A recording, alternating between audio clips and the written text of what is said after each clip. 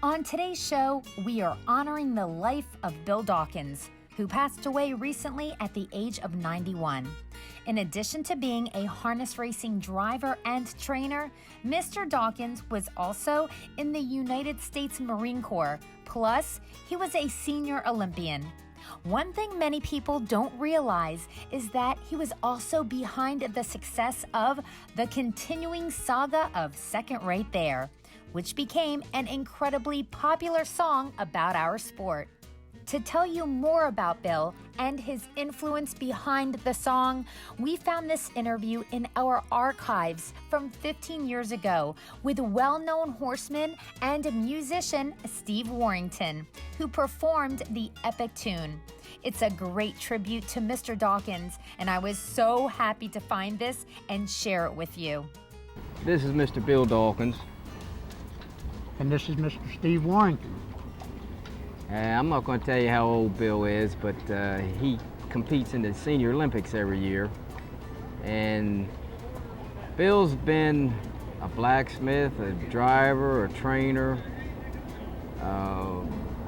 mechanic, pilot, run a music park, auctioneer, had a gas station out in LA after the war.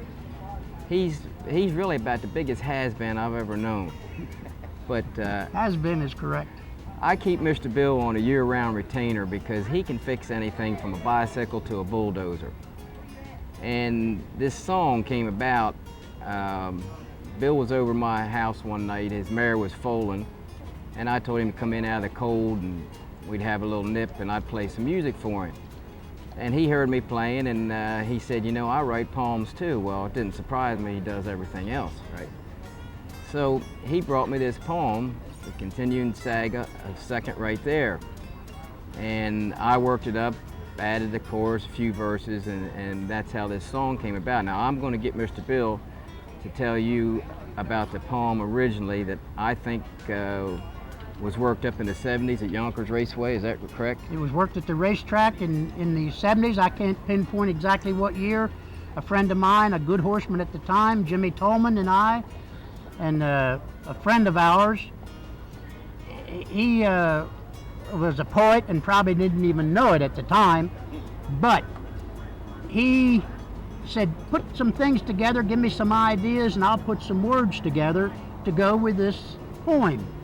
So we told him about how the track was. It was plowed field sometimes, and this old horse was lame, and they wanted to use him in certain things that happened in our racing career, Jimmy Tolman and I. And that's how the poem became a song.